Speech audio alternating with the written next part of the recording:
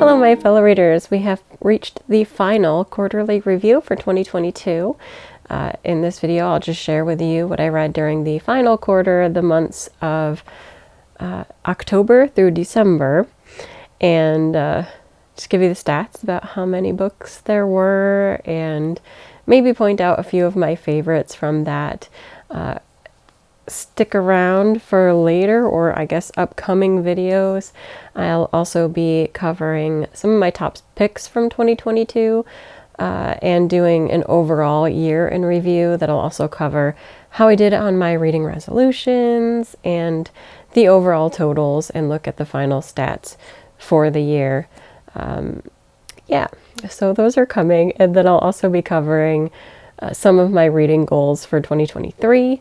I'm kind of excited. I don't know. We'll see how it goes. I'm excited for 2023, but I also don't want to overwhelm myself at all. But for this video, we're just going to cover what happened October to December 2022.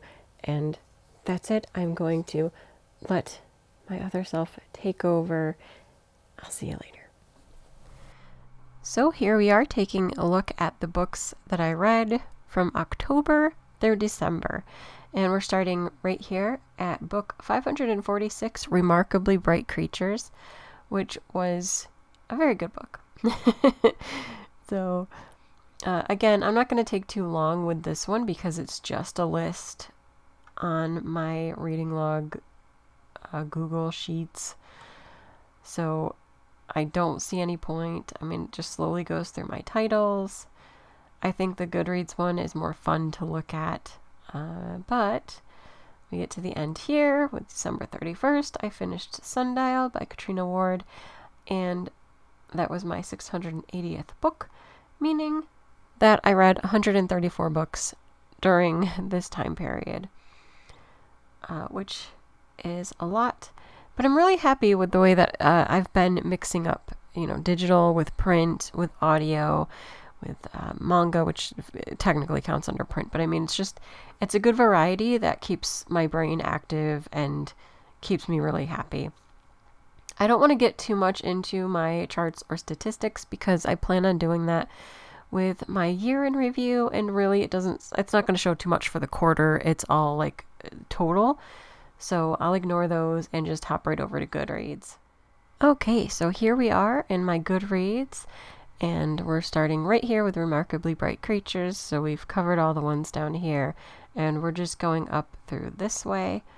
As you can see, a little one hidden here is My Happy Marriage, the manga version. I do plan on including a little review of this when I do volume 2 and maybe volume 3 of the light novel. But I'm probably not going to do a separate video on it.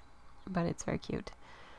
So let's just keep going, and I'll show you all the covers of the many, many books and manga, which to me just counts as a book that I've finished during this time period.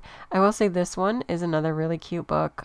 If you like bookish romances, The Banned Bookshop of Maggie Banks, really, really cute. I liked that one a lot. Got to finish The Golden Enclaves.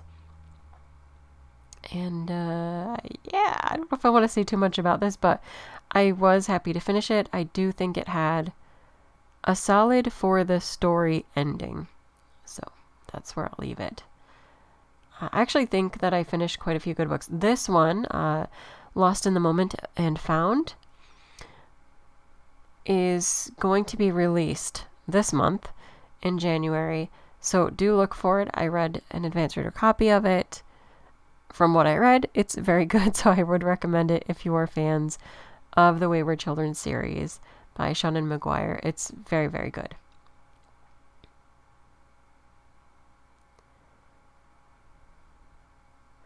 Read more Gillian Flynn this time period too, and I've got to say I really liked both of these. I might have liked them better than Gone Girl, which has truly horrendous characters in Gone Girl.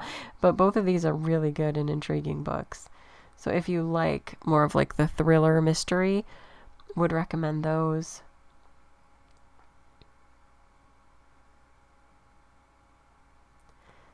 And also if you like cozy sci-fi, A Psalm for the Wild Built and A Prayer for the Crown Shy by Becky Chambers are really good. I really like Becky Chambers' works in general, and these two were not disappointing at all. Very, very good.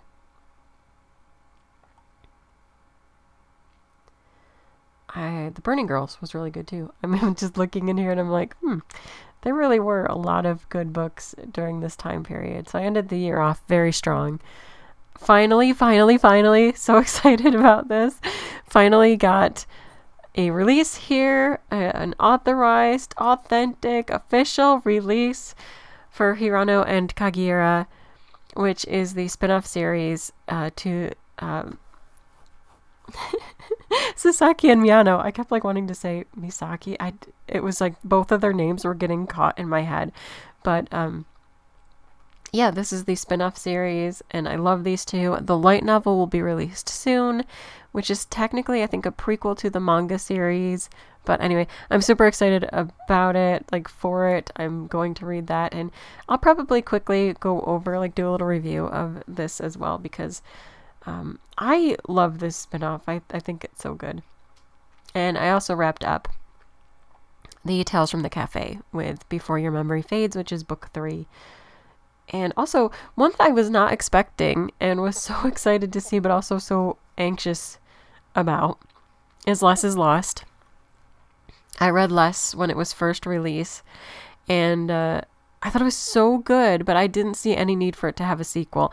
And then I'm like, if this breaks my heart, I'm going to be so angry, because it had such a good ending.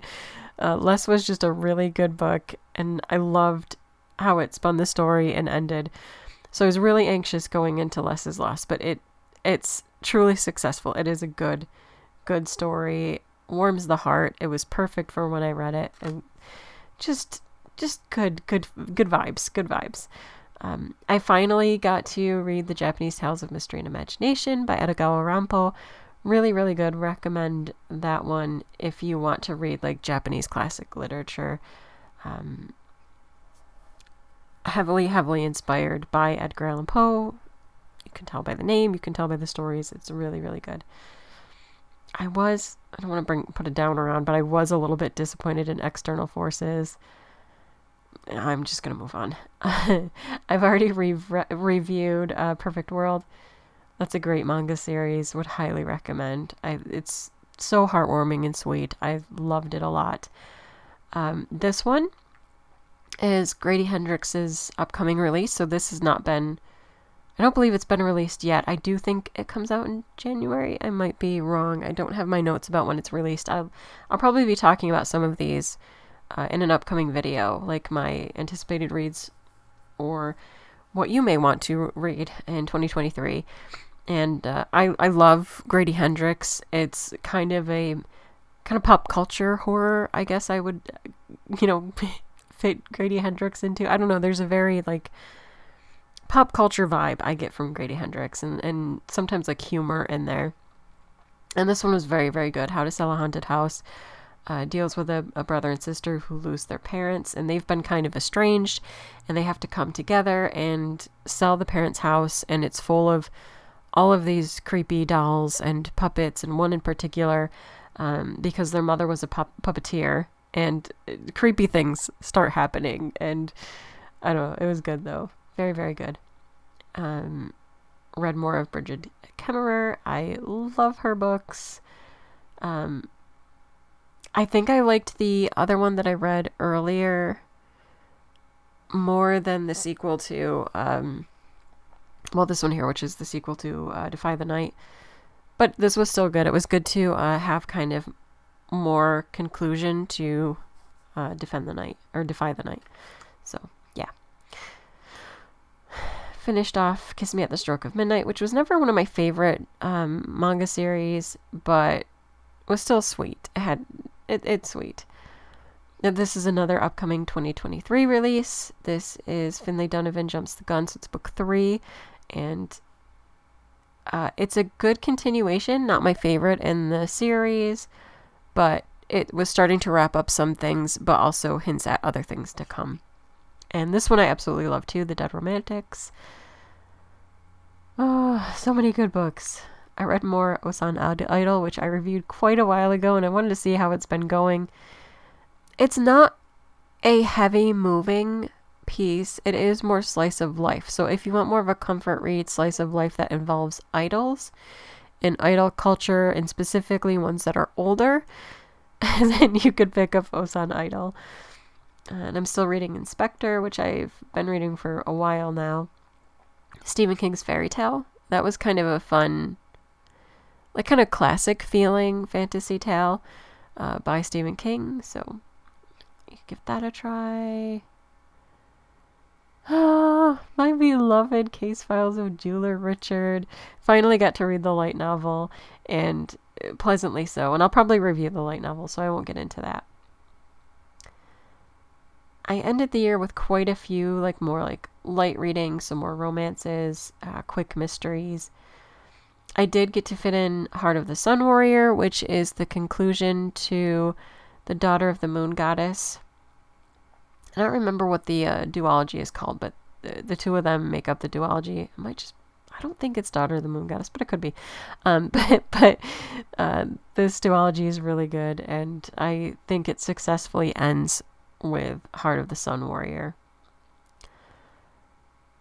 Then some that I'll probably talk about in future videos. Dan Dan Dan, Catch These Hands, and Hello Melancholic helped to end the year. Also read Juniper and Thorn. Parable of the Sower. This is a classic. So if you want like classic close sci-fi. I'm trying to remember what the term is. My brain's gone. So also read a lot more Abby Jimenez. I've been a fan of Abby Jimenez for a while and got to read her most recent work, Part of Your World. I think there's going to be a new one coming in 2023 that I might be in my Adventure Reader copy queue. And then, of course, concluding with Sundial. So there you go. And yeah, you can probably see there that there's my total. I'm not lying, and it matched up here. So I made it through. Yeah. Good times. So I will let live me take over and close out the video. So that was the review for 2022. That's my final quarterly review. You're welcome to go back and see any of the other reviews, quarters throughout the year. And yeah, let's go into the next year happily. Until next time, bye.